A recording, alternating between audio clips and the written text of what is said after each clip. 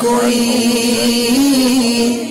آؤ علماء سے الصلاۃ والسلام علیک یا رسول اللہ وعلی آلک واصحابک درود پاک پڑھے اللہ تعالیٰ اس کی سو حاجتیں پوری فرمائے گا، 70 آخرت کی اور 30 دنیا کی۔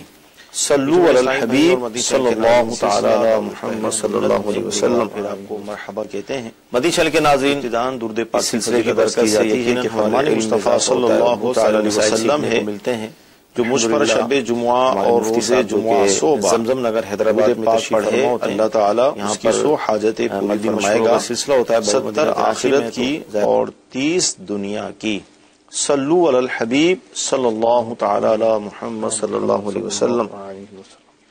مدی چل کے ناظرین، اس سلسلے کی برکت سے یقیناً ہمارے علم میں اضافہ ہوتا ہے اور بہت سارے مسائل سیکھنے کو ملتے ہیں۔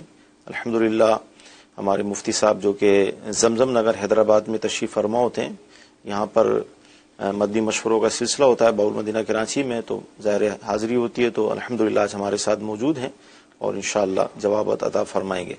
آئیے آپ کی کورس لیتے ہیں۔ بچی وہ ذہنی طور پہ ٹھیک نہ ہو، اس کو شادی کے بارے میں کچھ علم نہ ہو، اس کی نکاح ہو سکتا ہے؟ جی مفتی صاحب کیا ارشاد فرمائیں گے نکاح کے حوالے سے؟ الحمدللہ رب العالمین والصلاة والسلام علی سید المرسلین، اما بعد فاعوذ باللہ من الشیطان الرجیم، بسم اللہ الرحمن الرحیم۔ ایسی بچی کے جسے کچھ پتہ نہیں ہے، یا تو وہ مجنون ہے جس کو ہم پاگل کہتے ہیں، صحیح، یا پھر وہ معتوہ ہے، یعنی کم عقل ہے کہ اس کو چیزوں کا، باتوں کا، لوگوں کا شعور نہیں ہے، ٹھیک ہے، تو ایسی بچی کا بھی نکاح ہو سکتا ہے، لیکن اس میں شرط یہ ہے کہ اس کا نکاح ولی کرے۔ صحیح ہے، ولی سے مراد یہ ہے کہ اگر اس بچی کا والد زندہ ہے تو والد، وہ نہیں ہے تو دادا، صحیح، پھر اگر مثال کے طور پہ یہ والد نہیں ہے، دادا نہیں ہے، تو پھر اس کا بھائی وغیرہ جو ان کے ولی بن سکتے ہیں الگ ترتیب، تو ان میں سے کوئی اس کا نکاح کرے تو نکاح ہوگا۔ ٹھیک ہے، اس کے علاوہ اگر وہ جو بچی ہے جس کو جو ناسمجھ ہے وہ خود سے اپنا نکاح کرنا چاہے گی تو اس کا نکاح منعقد نہیں ہوگا، کیونکہ اس کی عمر کتنی ہی کیوں نہ ہو جائے، چاہے وہ 40 سال کی ہو جائے، 30 سال کی یا 50 سال کی بھی ہو جائے، تو اس کا حکم نابالغ بچی کی طرح ہے۔ ٹھیک ہے، تو جس طرح نابالغ بچی اپنا نکاح خود نہیں کر سکتی، تو ایسے ہی یہ ناسمجھ بچی بھی اپنا نکاح خود نہیں کر سکتی۔ ٹھیک ہے جی، مزید کون؟ کمپنی میں کام کرتا ہوں جو کہ اپنی میڈیسنز ڈاکٹر کے ساتھ لین دین کر کے بیچتی ہے، مثلا ان کو تحفے تحائف دیتی ہے، ان کو کیش اور چیک دیتی ہے، پھر ڈاکٹرز ان کی میڈیسن پرسکرائب کرتے ہیں۔ تو برائے مہربانی مجھے یہ مسئلہ درپیش ہے کہ میری سیلری کیا حلال ہے یا حرام؟ کیا فرماتے ہیں؟ ہاں، دو چیزیں ہیں، ایک تو یہ طریقہ کار جو رائج ہو چکا ہے، ٹھیک ہے، اور اس طریقہ کار کی وجہ سے جو بالواسطہ ہے، کہ بلا واسطہ تو نہیں ہے بلکہ بالواسطہ جو شکار ہو رہے ہیں، غریب عوام شکار ہو رہے ہیں، ٹھیک ہے، ایک تو یہ طریقہ کار ہے، اور دوسرا ہے ان کی سیلری کا مسئلہ کہ ان کی جو تنخواہ ہے یہ حلال ہوگی یا نہیں ہوگی۔ ٹھیک، تو تنخواہ کے بارے میں تو سادہ سا جواب یہ ہے کہ ان کا اگر اجارہ جائز کام پر ہے، اور اجارہ جائز کام پر ہی ہوتا ہے، صحیح، کہ ان کا جو کام ہوتا ہے وہ ڈاکٹرز کے پاس جانا ہوتا ہے، ان کو میڈیسن دکھانی ہوتی ہے اور ڈاکٹروں کو قائل کرنا ہوتا ہے کہ ہماری میڈیسن کے یہ فوائد ہیں، اس میں اتنی چیزیں پائی جاتی ہیں، اور ڈاکٹر کو مائل کرنا ہوتا ہے کہ آپ ہماری میڈیسن کو لکھیں۔ صحیح، تو ڈاکٹر کو ان کی میڈیسن پسند آتی ہے اور اچھی لگتی ہے تو وہ لکھتا ہے۔ تو بنیادی طور پر ان سیلز ایجنٹس کا یہی کام ہوتا ہے، میڈیکل ریپس ان کو کہا جاتا ہے، تو ان کا یہی کام ہوتا ہے۔ تو یہ کام تو فی نفسی ہی درست ہے، ٹھیک ہے، اور یہ یہی کام کرتے ہیں، تو اس کام کی اجرت لینا بھی جائز ہے۔ اگر اجارہ ان کا اس کام پر ہوا ہے، یہ وقت صحیح طور پر دے رہے ہیں، تو تنخواہ لینا بھی ان کا جائز ہو جائے گا۔ ٹھیک ہے، لیکن یہ عمومی طور پر اس طرح ہوتا نہیں ہے، یہ کر کچھ اور رہے ہوتے ہیں۔ صحیح، کہ اصل جو ان کا کام تھا کہ یہ اپنے میڈیسن کے جا کے ڈاکٹر کو فوائد بتائیں کہ ہماری میڈیسن میں یہ بینیفٹس ہیں، اور دیگر میڈیسن میں جو خرابیاں پائی جاتی تھی، سائیڈ ایفیکٹس پائے جاتے تھے، ہماری میڈیسن میں وہ نہیں پائے جاتے۔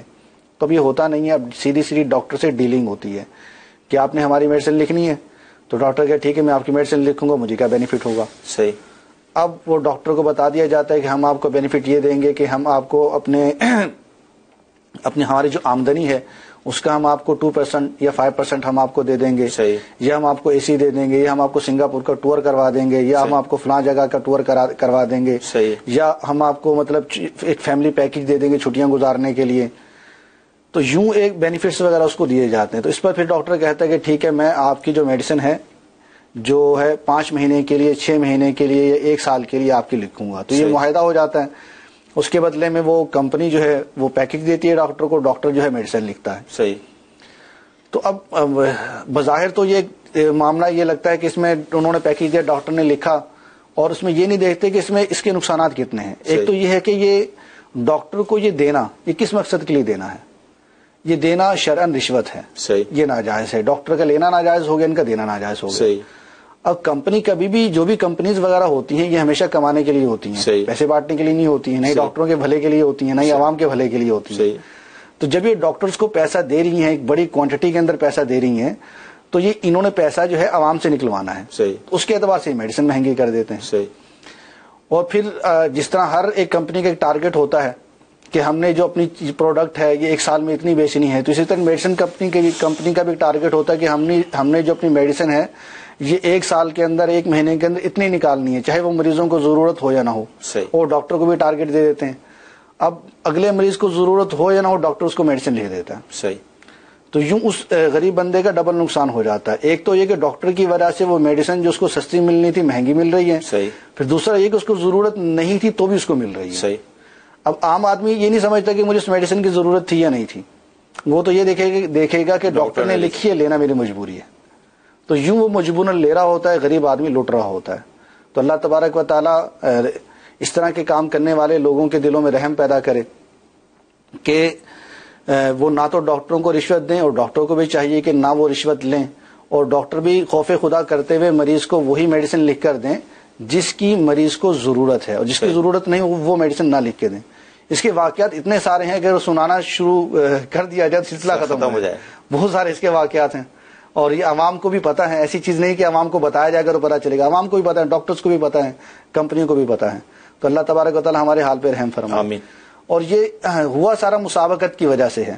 پہلے چند کمپنیاں ہوتی تھیں تو وہ اپنی میڈیسن کو بیچتی تھی, آگے مارکیٹ میں لے کے آتی تھی اپنی میڈیسن کے گراف کی وجہ سے کہ ہماری میڈیسن بہتر ہے, اور جو بہتر میڈیسن ہوتی تھی ڈاکٹر وہ لکھتا تھا.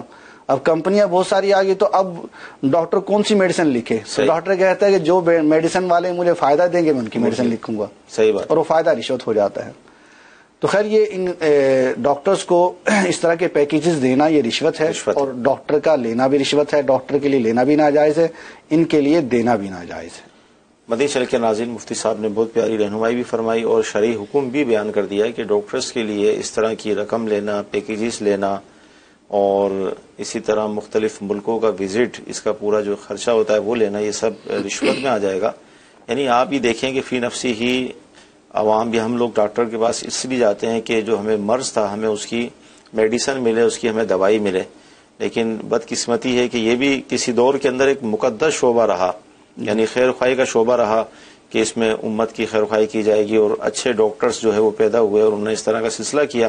لیکن آہستہ آہستہ اس کو بھی دیمک لگ گئی, اور یہ بھی اب عجیب و غریب مطلب معاملہ ہو گیا. اس کے اندر رشوت نے گھر کر لیا, اور یوں بجائے اس کے کہ مریض کو شفا ملے, اس کو اچھی میڈیسن ملے, اب اس کو کچھ اور مل رہا ہے. یہی وجہ ہے کہ مرض سے شفا حاصل نہیں ہوتی, اور لوگ اسی طرح ان کا پیسہ جو پانی کی طرح خرچ ہو رہا ہوتا ہے. اللہ تعالیٰ اس شعبے میں جو بھی اس طرح کے لوگ ہیں کہ جو خیانت کر رہے ہیں, اللہ ان کو ہدایت دے, اور جو یہ شعبہ جس مقصد کے لیے قائم کیا گیا تھا ایک کاش وہ دوبارہ دور آ جائے اور لوگوں کو سستی اور اچھی میڈیسن ملے اور امراض سے شفا ملے. جی ہم اگلی کال لیں گے. بلکہ اس کے اندر ایک امام کا قول بھی ہے کہ العلم و علمان, علم الطبی و علم الادیان. جی, کہ علم 2 ہی ہیں, یہ میڈیکل کا علم, یعنی طب کا علم, اور دین کا علم. کہ دین کا جو علم ہے یہ بندے کی آخرت کو بچاتا ہے, بندے کی روح کو بچاتا ہے, اور بندے کے ایمان کو بچاتا ہے. اور جو طب کا علم ہے یہ بندے کی جان کو بچاتا ہے, اور یہ دونوں علم ہی اس اعتبار سے اہم ہیں. تو آج کل اللہ تبارک و تعالی ہم سب پر رحم فرمائے, ہمارے ایمان کو سلامت رکھے. آمین. آج کل یہ دونوں علم ہی زوال پذیر ہیں, دین کا علم بھی زوال پذیر ہے, اور طب کا علم بھی حقیقت کے اعتبار سے زوال پذیر ہے. جی کچھ SMS بھی شامل کرتے ہیں. حضور ارشاد فرمائیں کہ یہ ہمارے فضیل بھائی ہیں, مسافر کیا جمعہ پڑھا سکتا ہے؟ جی مسافر جمعہ پڑھا سکتا ہے, اس میں حرج نہیں ہے. اصل یہ ہے کہ مسافر پر جمعہ فرض نہیں ہے. ٹھیک ہے کہ اگر وہ جمعہ نہیں پڑھتا تو گناہ گار نہیں ہے، لیکن اگر وہ پڑھے گا تو یہ فرض ہی ادا ہوگا، ٹھیک ہے، نفل ادا نہیں ہوگا، ٹھیک ہے۔ تو جب وہ پڑھے گا فرض ہی ادا ہوگا، تو جیسے پڑھنے سے فرض ادا ہوگا ویسے ہی پڑھانے سے بھی فرض ہی ادا ہوگا۔ اصل میں قصر کی وجہ سے شاید ذہن بنتا ہوگا کہ مسافر کی تو قصر ہوتی ہے، اب یہ جمعہ اگرچہ اس میں قصر تو نہیں ہے لیکن کہیں قصر والا آپشن تو نہیں ہے اس میں بھی کوئی؟ ہاں، جمعہ میں قصر والا خرید بدیہی سی بات ہے کہ آپشن نہیں ہے اس میں، کہ قصر جو ہے 4 رکعت والی نماز میں ہوتی ہے تو 2 رکعتیں ہیں، تو مسافر کے لیے فقط یہ رخصت ہے کہ مسافر پر جمعہ کی نماز پڑھنا فرض نہیں ہے، ٹھیک ہے، لیکن اس کو میسر آتی ہے، وہ پڑھتا ہے تو یہ نماز اس کی فرض ہی ادا ہوگی۔ صحیح۔ اچھا، دوسرا SMS یہ ہے کہ اگر کوئی ایسی قسم بندہ کھاتا ہے کہ جس کے اندر مدت کا ذکر نہیں ہے تو اب اس حوالے سے کیا حکم ہوگا، اس کو توڑنے کے حوالے سے یا نہ توڑنے کے حوالے سے؟ اس کی اگر وضاحت ہو جاتی کہ وہ قسم کیا تھی تو پھر آسانی ہو جاتی، ورنہ تو سادہ سے اس کا جواب یہ ہے کہ جس قسم کی کوئی مدت نہیں ہے تو اس کی مدت جو ہے وہ وقت انتقال تک ہوتی ہے، ٹھیک ہے، کہ وہ قسم جو ہے ساری زندگی برقرار رہے گی، جب آدمی کا انتقال ہوگا تب وہ قسم ٹوٹ جائے گی۔ صحیح۔ تو ایسی صورت میں آدمی پر لازم ہوگا کہ وہ وصیت کر کے جائے کہ میرے مرنے سے فلاں قسم ٹوٹ جائے گی، اس کا کفارہ دے دیا جائے۔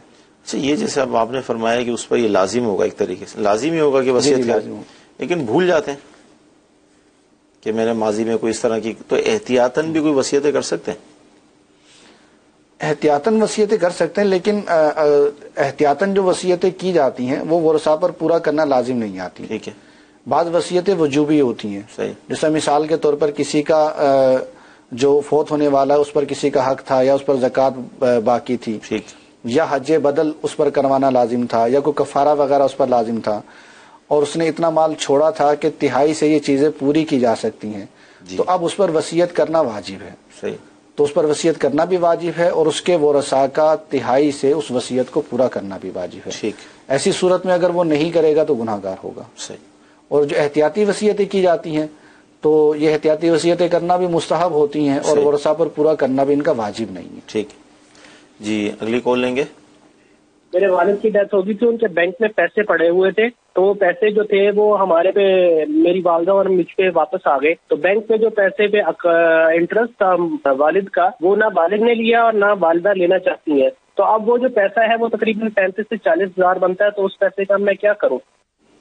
کیا کریں حضرت اس پیسے کا؟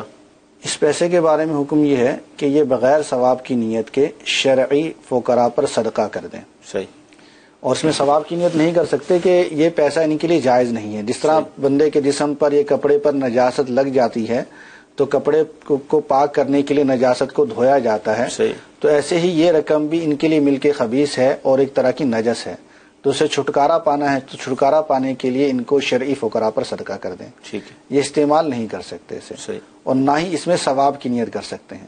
ہاں، ایک ثواب کی نیت ہو سکتی ہے، وہ یہ ہو سکتی ہے کہ اس نجس مال سے چھٹکارا پانے میں ثواب کی نیت ہو سکتی ہے، صحیح، کہ یہ عمل بھی ایک باعث ثواب عمل ہے کہ آدمی جان چھڑا رہا ہے حرام مال سے، صحیح، تو یہ ایک ثواب کا کام ہے، اس میں ثواب کی نیت کی جا سکتی ہے، اس میں حرج نہیں ہے، ٹھیک، لیکن صدقہ کرنے میں ثواب کی نیت نہیں کر سکتے۔ ٹھیک ہے جی، اگلی کال۔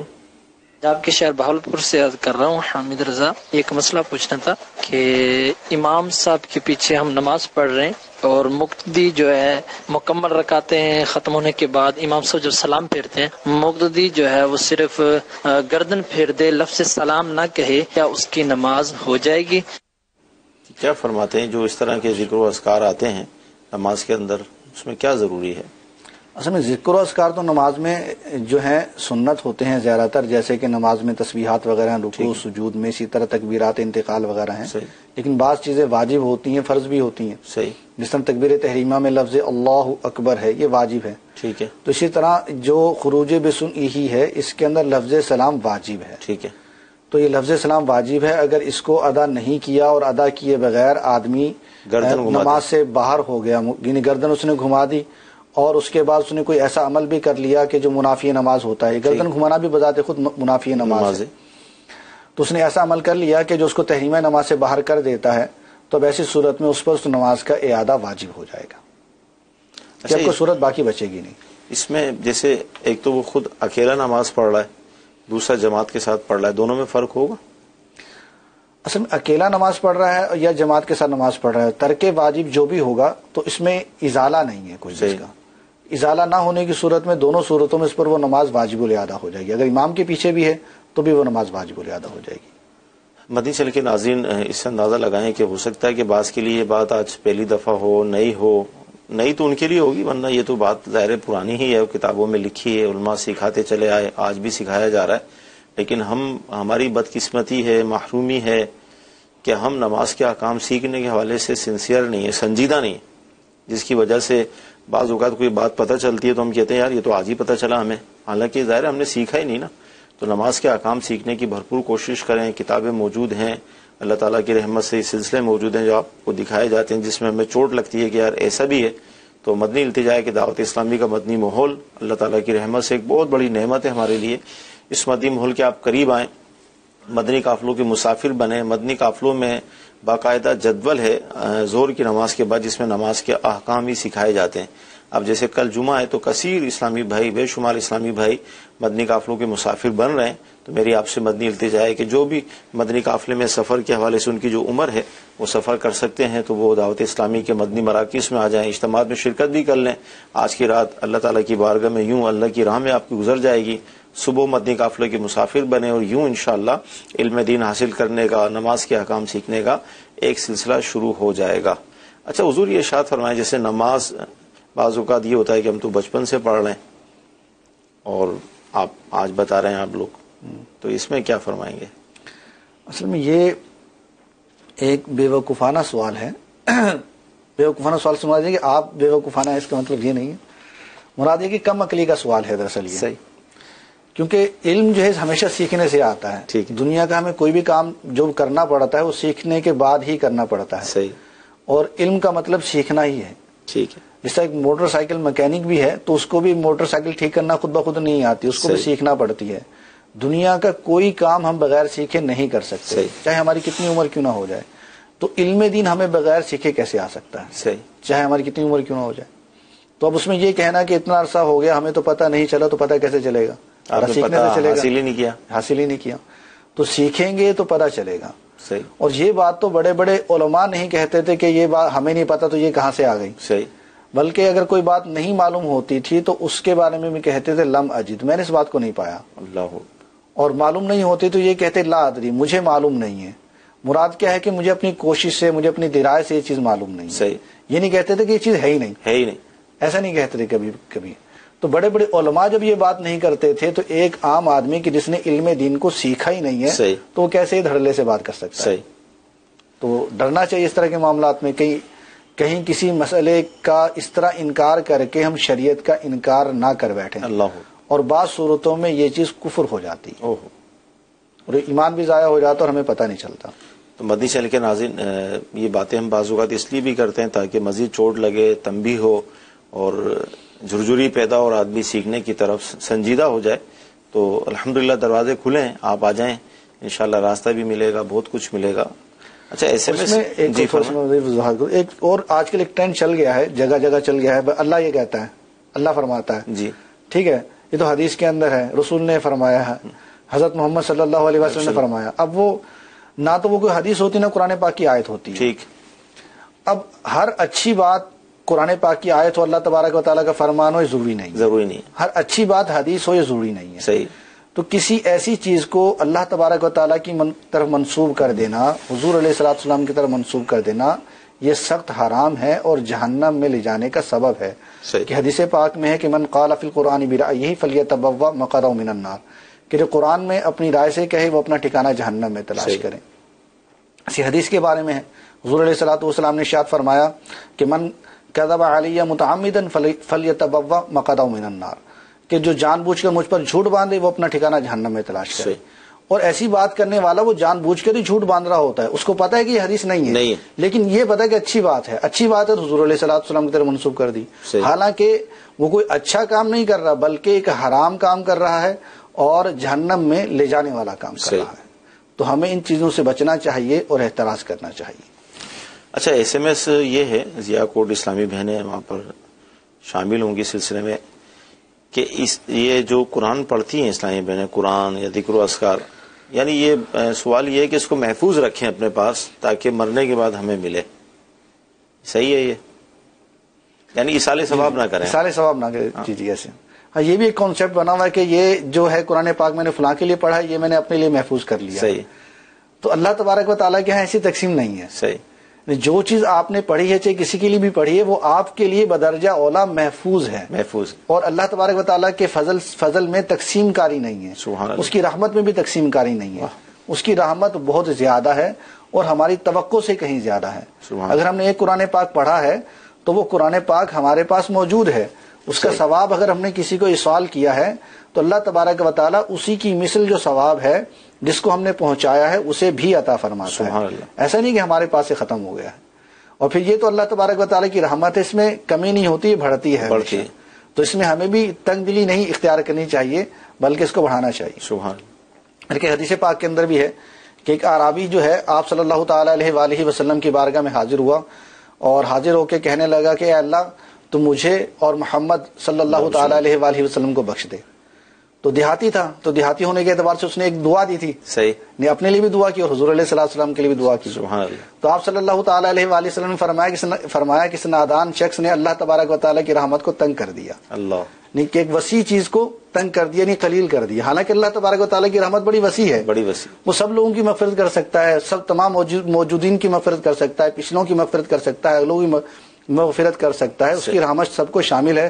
اس نے اللہ تبارک و تعالیٰ کی وسیع رحمت کو انتہائی قلیل کر دیا کہ اپنے تک اور مجھ تک محدود کر دیا. اللہ. تو ایسا نہیں کرنا چاہیے تھا. تو یہ نادانی کی باتیں ہوتی ہیں. تو لہٰذا جو ہماری اسلامی بہنیں اس وقت سلسلے میں شریک ہیں یا مدنی چینل کی جو بھی ناظرین ہیں، تو جو بھی نیک عمل کریں وہ ایصال ثواب کر دیں، بلکہ روزانہ سونے سے پہلے ہی کر دیں. اور انشاءاللہ اس سے جس کو آپ ایصال ثواب کریں گے ان کو بھی فائدہ پہنچے گا اور آپ کے نمائے مال میں یہ ایصال ثواب جو آپ کر رہے ہیں یہ بھی محفوظ رہے گا. ایسا نہیں ہے کہ وہ خالی ہو جائے گا اور کل قیامت کے دن آپ کے پاس کچھ بھی نہیں ہوگا، بلکہ اتنا ہوگا اس ایصال ثواب کی برکت سے کہ عقلیں حیران ہو جائیں گی کہ ہم نے تو یہ عمل کیا بھی نہیں تھا اور اللہ تعالیٰ ہمیں عطا کر رہا ہے. اس طرح کی روایتیں بھی موجود ہیں. جی اگلی کال لیں گے. 3 دفعہ قل هو اللہ پڑھ سکتے ہیں اگر دعا نہ آئے تو؟ اب یہ سوال پورا نہیں ہے، کہاں پڑھ سکتے ہیں، کیا ہے؟ شاید یہ دعائے قنوت کے بارے میں ہوگا. اچھا. کہ دعائے قنوت اگر کسی کو نہیں آتی تو وہ 3 بار سورہ اخلاص پڑھ لے. صحیح. تو اصل یہ ہے کہ دعائے قنوت کا مطلب ہے اللہ تبارک و تعالیٰ کی بارگاہ میں خالصتاً دعا کرنا.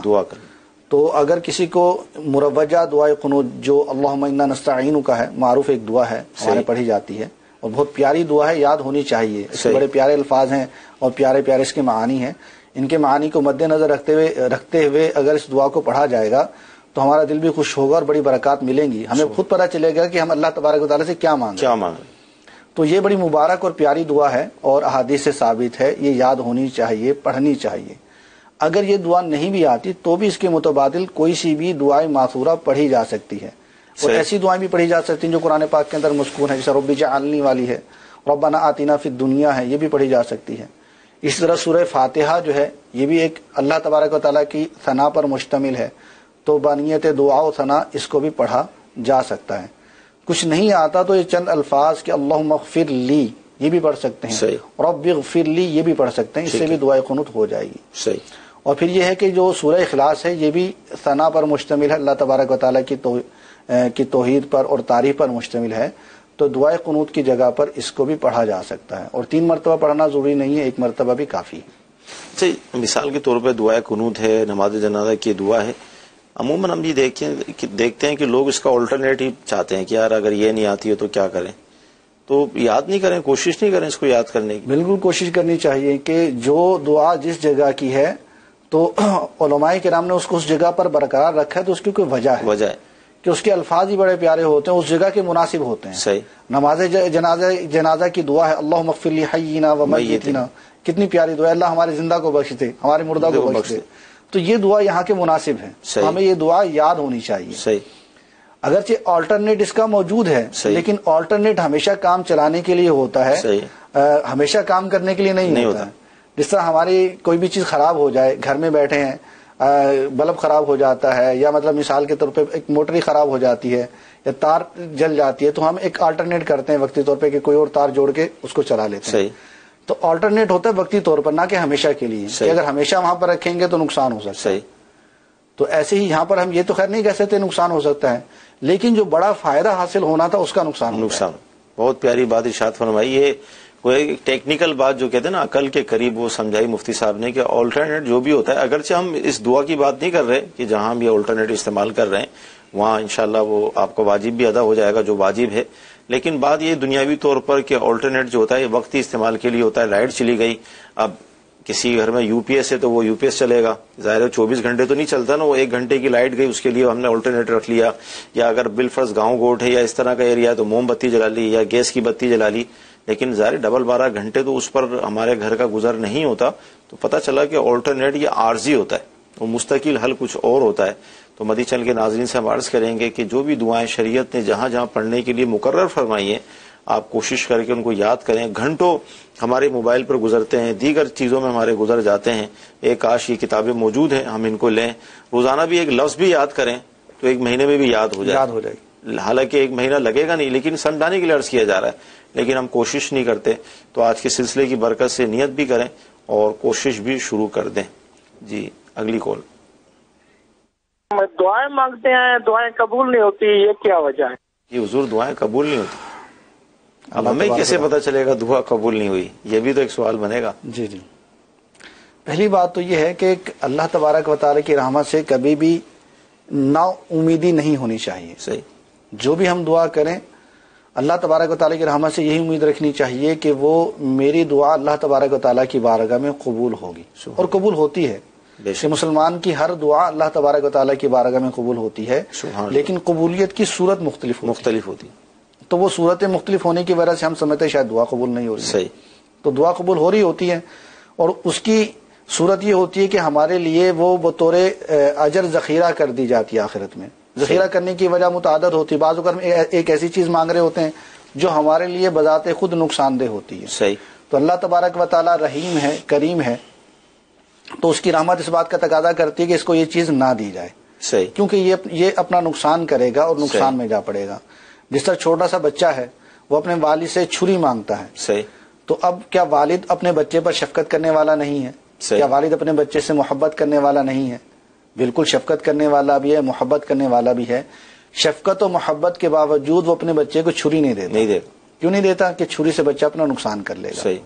تو ایسے ہی اللہ تبارک و تعالیٰ اپنے بندے سے محبت کرتا ہے اور اپنے بندے پر رحمت فرماتا ہے، لیکن بندہ جو چیز طلب کر رہا ہے وہ نہیں جانتا کہ یہ چیز میرے لیے نقصان دہ ہے. اس لیے اللہ تبارک و تعالیٰ اس کو وہ چیز عطا نہیں فرماتا، اس کے لیے آخرت میں ذخیرہ کر دیتا ہے ثواب. بعض اوقات یوں ہوتا ہے کہ وہ چیز اس کے لیے نقصان دہ نہیں ہوتی، لیکن آخرت کے لیے ضروری ہوتا ہے کہ اس کے لیے ثواب ذخیرہ کیا جائے. صحیح.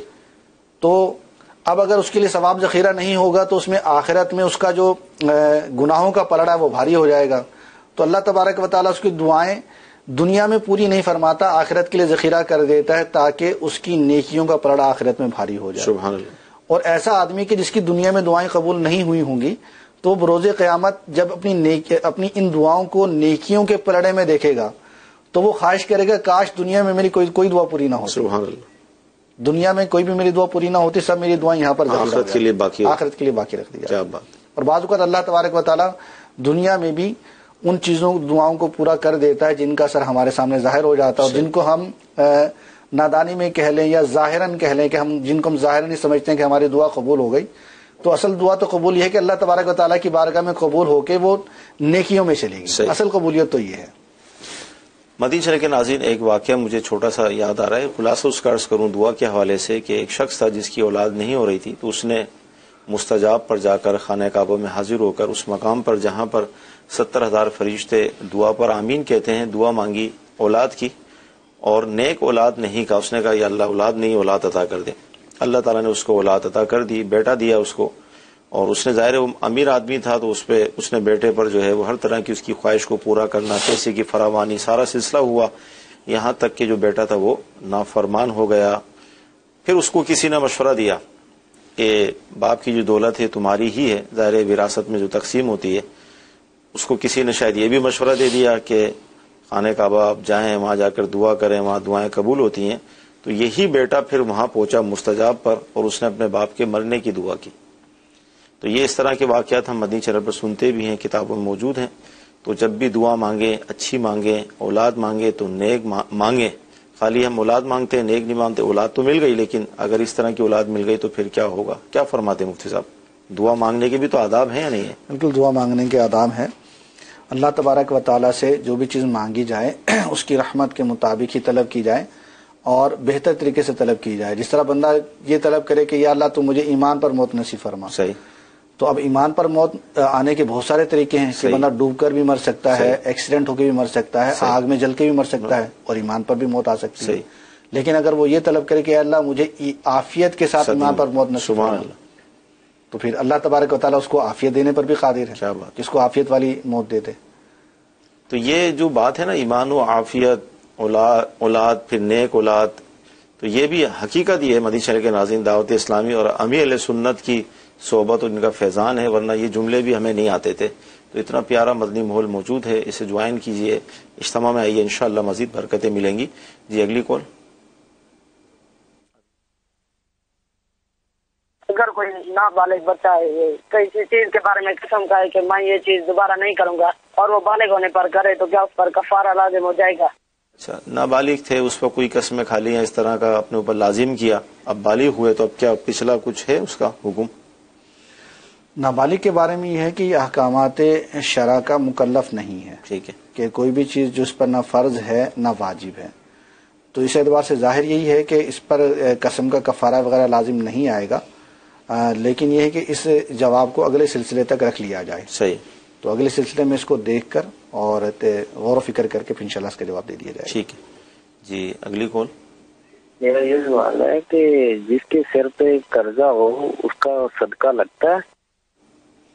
اب یہ صدقہ لگنے سے کیا مراد ہے؟ دینا یا لینا؟ صدقہ دینا غالباً مراد. لگنے عوام میں یہی لیا جاتا ہے صدقہ لگنے سے کہ صدقہ وغیرہ دینا. صحیح. ایک تو ہے کہ بندے کے سر پر قرضہ ہے اور قرضہ ادا کرنے کی بجائے وہ اللہ تبارک و تعالیٰ کی راہ میں صدقہ کرتا ہے. صحیح. تو یہ تو درست نہیں ہے، کیونکہ اس پر واجب ہے کہ سب سے پہلے وہ قرضے کو ادا کرے. ٹھیک ہے. پھر اس کے بعد اللہ تبارک و تعالیٰ کی راہ میں صدقہ کرے. اور ایک طریقہ کار یہ ہوتا ہے کہ قرضہ اس پر بار نہیں ہے. جس طرح مثال کے طور پہ کاروباری لوگ ہوتے ہیں کہ ان کا ٹرن آؤٹ چل رہا ہوتا ہے، یہاں سے قرضہ آتا ہے وہاں چلا جاتا ہے، وہاں سے آتا ہے یہاں چلا جاتا ہے، لاکھوں روپے ان کے پاس ہوتا ہے جس سے وہ صدقہ بھی کرتے ہیں، حج بھی کرتے ہیں، عمرہ بھی کرتے ہیں. قرض ان پہ بار نہیں ہے اور نہ ہی ان کا صدقہ کرنا قرض میں رکاوٹ بنتا ہے. صحیح. تو ایسی صورت میں اگر یہ صدقہ کرتے ہیں تو کوئی حرج نہیں ہے، اچھی بات ہے، صدقہ کرنا چاہیے. اچھا، ایس ایم ایس، دو ایس ایم ایس ہیں میں جو عرض کروں گا. ایک ایس ایم ایس تو یہ ہے کہ جب منگنی ہو گئی تو منگنی کے بعد ان دونوں کا ملنا، گھومنا پھرنا، ایک اس حوالے سے ارشاد فرما دیں. دوسرا نکاح ہوا. اچھا، نکاح ہونے کے بعد بھی ہمارے عرف کے اندر اتنا اوپن نہیں ہوتا کہ ملاقاتیں ہوں، گھومنا پھرنا ہو، تو ان دونوں میں کیا فرق ہے؟ اس حوالے سے کیا ارشاد فرمائیں گے؟ پہلی والی صورت تو ناجائز ہے کہ منگنی ہونے کے بعد لڑکے لڑکی کا اکٹھے گھومنا پھرنا، آپس میں اس طرح بات چیت کرنا. کیونکہ بات چیت کرنے میں ایسا نہیں ہے کہ وہ شرعی معاملات کا، شرعی قیودات کا لحاظ رکھیں گے، تو وہ عشقیہ فسقیہ ان کے درمیان گفتگو ہوگی کہ جو حرام و گناہ پر مبنی ہوگی. اسی طرح گھومنا پھرنا بھی ان کا جائز نہیں ہے، کیونکہ منگنی ہو جانے سے یہ دونوں ایک دوسرے کے لیے حلال نہیں ہو جاتے، حرام ہی رہتے ہیں، ان کے درمیان پردہ واجب ہی رہتا ہے. صحیح. دوسری صورت یہ ہے کہ لڑکا لڑکی کا نکاح تو ہو گیا لیکن رخصتی نہیں ہوئی. صحیح. تو نکاح ہو جانے کی وجہ سے وہ دونوں ایک دوسرے کے لیے حلال تو ہو جائیں گے. ٹھیک ہے. ان پر میاں بیوی کے احکامات بھی لاگو ہو جائیں گے. اب لڑکے کا لڑکے سے ملنا جائز ہوگا کہ اس کی بیوی ہے، بات چیت کرنا بھی جائز ہوگا، محبت بھری باتیں کرنا بھی اس کے لیے جائز ہوگا. لیکن ایسے کاموں سے بچنا چاہیے کہ جس کی وجہ سے لوگ جو ہیں انگلیاں اٹھائیں. ٹھیک ہے. اور لوگ تہمتیں کریں. کہ حدیث پاک میں بھی ہے کہ ایاک ما یسوء العذر، کہ اس کاموں سے بچو کہ جو کانوں کو بری لگے. ایک اور حدیث پاک میں اتقوا مواد التہم، کہ تہمت کی جگہوں سے بچو. تو اگرچہ شرعن تو اس کے لیے جائز ہے، لیکن ہو سکتا ہے کہ اس طرح معاملات دیکھ کے جن لوگوں کو نہیں پتا تو وہ تہمت لگائیں ان پر. تو تہمت سے بچنے کے لیے ان کو چاہیے کہ احتراز کریں، بچیں، جب تک لڑکی کی رخصتی نہ ہو جائے ان چیزوں سے دوری رہیں. ٹھیک ہے. اچھا، ایس ایم ایس یہ ہے کہ بچوں کو شیطان کہنا کیسا؟ شرارتیں کرتے ہیں. شیطان ویسے کہنا نہیں چاہیے، لیکن یہ کہ شیطان جو کہا جاتا ہے تو اس میں عرفی معنوں کو لیا جائے گا کہ جو لفظ جس زبان میں بولا جاتا ہے اس زبان کا عرفی معنی ہی مراد ہوتا ہے. ٹھیک ہے. تو ہم عام بول چال میں جب کسی کو شیطان بولتے ہیں تو وہاں مراد اس کا شریر ہونا، شرارت کرنا مراد لیتے ہیں. صحیح. نہ کہ معاذ اللہ شیطان کی طرح اس کو کافر مراد لیتے ہیں. صحیح. تو شریر بچہ ہوتا ہے اس کو کہتے ہیں کہ شیطان، تو اس شیطان کو روکو، چل ہٹ شیطان، بیٹھ جا شیطان. صحیح. تو مراد اس کو شریر کہنا ہوتا ہے کہ شرارت کر رہا ہے. تو عرفاً یہی مراد ہوتی ہے، اس میں کوئی کفر وغیرہ نہیں ہے، البتہ بچنا چاہیے اس طرح کے الفاظ میں. اور اگر کوئی خدا نہ خواستہ شیطان کہہ کر اس کو شیطان کی طرح کافر مراد لیتا ہے اور جس بندے کو کہا گیا ہے وہ حقیقتاً مسلمان ہے، تو پھر کہنے والے پر کفر لوٹے گا کہ فقط با علی احدہما، کہ حدیث پاک میں ہے کہ من قال لی اخی یا کافر، کہ جو اپنے بھائی سے کہے کہ کافر، فقط با علی احدہما، تو ان میں سے کوئی ایک کافر ہو جائے گا. اللہ. تو لہذا اس حوالے سے بھی احتیاط کی جائے اپنے بچوں کو. اگرچہ مفتی صاحب نے فرما دیا اس کا حکم، لیکن دیگر جو الفاظ ہیں وہ استعمال کر لی جائیں تو بہتر ہے، شریر یا اس طرح کے، تاکہ ہمارے منہ پر لفظ شیطان بھی بار بار نہ آئے، کیونکہ کوئی اچھا لفظ تو نہیں ہے اس حوالے سے. جس سلسلے میں ہم آخری کال لیں گے. سوال یہ ہے کہ کیا شکار کرنا جائز ہے اور شکار بندوق سے آدمی کر سکتا ہے؟ جی، شکار کے حوالے سے کیا حکم ہے؟ شکار جو ہے صحیح اور جائز مقصد کے لیے کیا جائے تو جائز ہے. صحیح اور جائز مقصد یہ ہے کہ شکار جو کرنے کا مقصد ہے وہ اس شکار سے نفع اٹھانا ہے، کہ حلال جانور ہے تو اس کو کھائے گا یہ، یا اس کو بطور گوشت کے بیچے گا، یا اگر مثال کے طور پہ حرام جانور ہی ہے لیکن اس کی کھال سے نفع اٹھایا جاتا ہے یا دیگر چیزوں سے نفع اٹھایا جاتا ہے اور وہ نفع اٹھانا جائز ہے اس لیے وہ شکار کرتا ہے، تو بھی شکار کرنا اس کے لیے جائز ہے. اور اگر کوئی صحیح مقصد نہیں ہے، جائز مقصد نہیں ہے، تفریح ہے، فقط تفریح مقصد ہے، تو پھر ایسی صورت میں بلا وجہ شرعی یہ جانور کو ایذا دینا ہے، تکلیف دینا ہے، اور یہ حرام اور گناہ ہے. اور جانور کو تکلیف دینا سب سے زیادہ برا ہے، کہ حدیث پاک میں ہے، بلکہ ائمہ نے بھی اس کی تفصیل ارشاد فرمائی ہے، سید اعلیٰ حضرت نے بھی اس کی تفصیل بیان کی ہے کہ کافر کو ایذا دینا مسلمان کو تکلیف دینے سے زیادہ برا ہے. صحیح. اور جانور کو تکلیف دینا کافر کو تکلیف دینے سے زیادہ برا ہے. کیونکہ مسلمان کو اگر آپ ایذا دیتے ہیں تو دنیا میں بھی معاف کروا سکتے ہیں اور آخرت میں بھی نیکیوں کے ذریعے ادلا بدلا ہو سکتا ہے، یہاں تک کہ وہ آپ کو معاف بھی کر سکتا ہے. کہ آخرت میں ہو سکتا ہے کہ وہ آپ کو معاف کر دے، کہ اللہ تبارک و تعالیٰ اس کو ارشاد فرمائے کہ اگر تو اپنے بھائی کو معاف کر دے گا تو میں تجھے جنت عطا فرما دوں گا، تو جنت کے بدلے میں وہ آپ کو معاف کر دے. ممکن ہے، لیکن کافر سے ممکن نہیں ہے. کافر سے اگر دنیا میں معاف کروا لیا تو وہ معاف کر دے گا، معاف ہو جائے گا، لیکن آخرت میں وہ کبھی بھی اس کے بدلے پر راضی نہیں ہوگا. کیونکہ کافر کے لیے تو جنت ہے ہی نہیں، اس کے لیے تو جہنم ہے.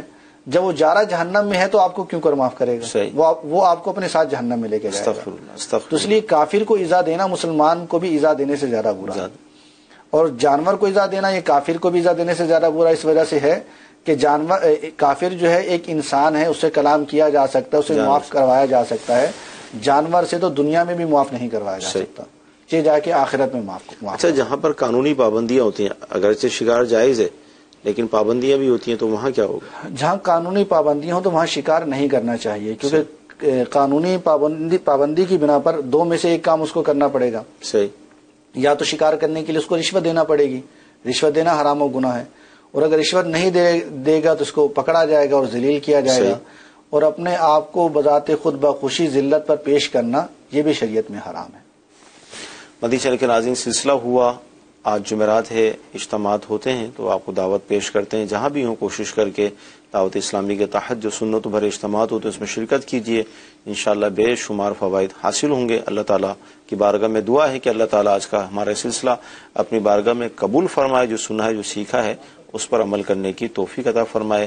آمین. صلو علی الحبیب صلی اللہ تعالی علی محمد. گزارے کیسے زندگی، آؤ علماء سے پوچھ لیں.